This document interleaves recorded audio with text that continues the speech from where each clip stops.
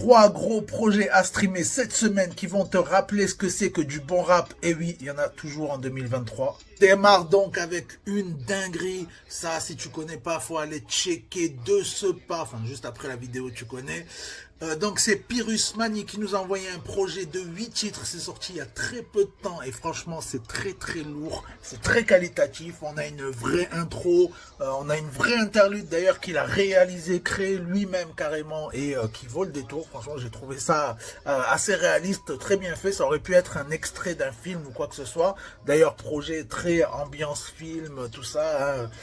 On le surnomme même le jeune Audiard, c'est pas pour rien. On sent que c'est un artiste avec pas mal de grosses influences, hein, du Mobb Deep, du Griselda, tout ça.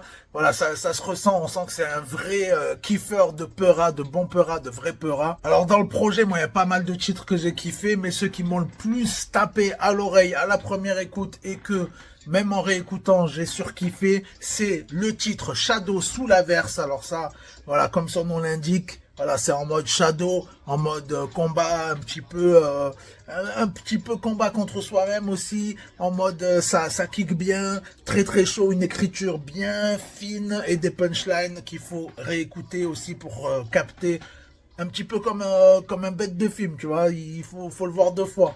On a aussi des titres comme Fugazi avec une prod de bâtard, celle-là qui donne envie, ça donne envie d'être écouté, tu vois, dans un concert ou quoi, et que voilà tout le public back le son et tout. Ça m'a donné, voilà, ça m'a donné un petit peu cette vibe-là. Voilà, projet sur lequel il a travaillé avec Mesk pour l'enregistrement et le mixage, et le frérot, il est déjà en train de taffer sur la suite, donc restez à l'écoute, restez à l'affût, n'hésitez pas à aller checker sur Insta si vous le souhaitez, sinon au moins allez écouter, allez vous faire un avis, allez jeter votre oreille. Façon que j'ai répété mes katas, alors que ils se prenaient en selfie en portant du pata.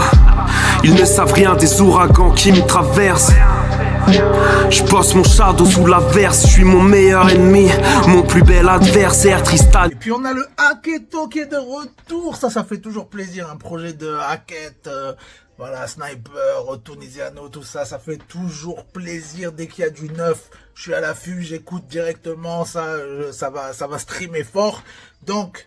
Petite vie sans histoire, ça s'appelle. Ça démarre sur un texte bien fort, bien perso. Ça s'appelle Je pense que. Franchement, j'ai beaucoup kiffé. T'es direct dans un mood. Et puis on a aussi des titres comme Épouvantail. Alors là, featuring, j'avais pas capté au début, j'avais pas vu un petit peu toute la tracklist et tout.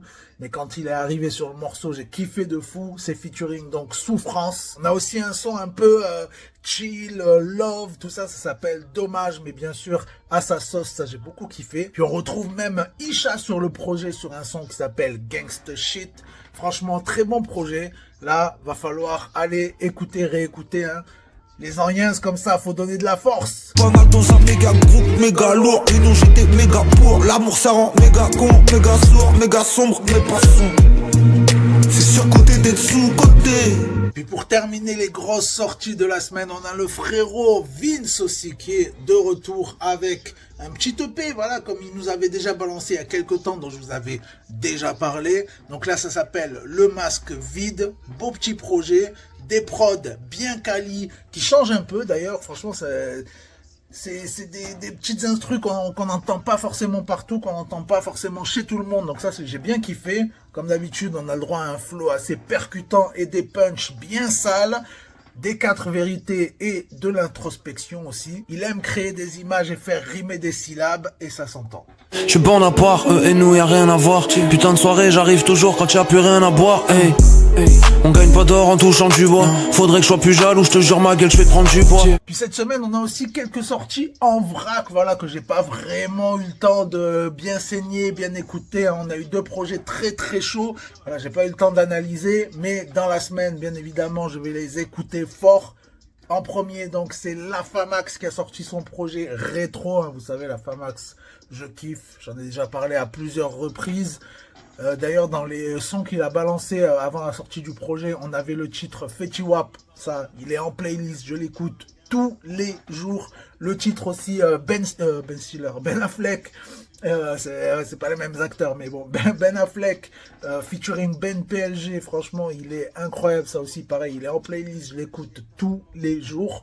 Donc, Donc voilà, le projet, allez checker, c'est un gros projet avec plein de sons variés et tout, bien long comme on aime, bien à la lyonnaise et tout, donc très stylé. Et puis on a aussi Demo, voilà, qui nous a sorti un projet surprise qu'il a enregistré tout seul dans son coin et tout. Donc là pareil, c'est assez introspectif, ça dit pas mal de choses aussi.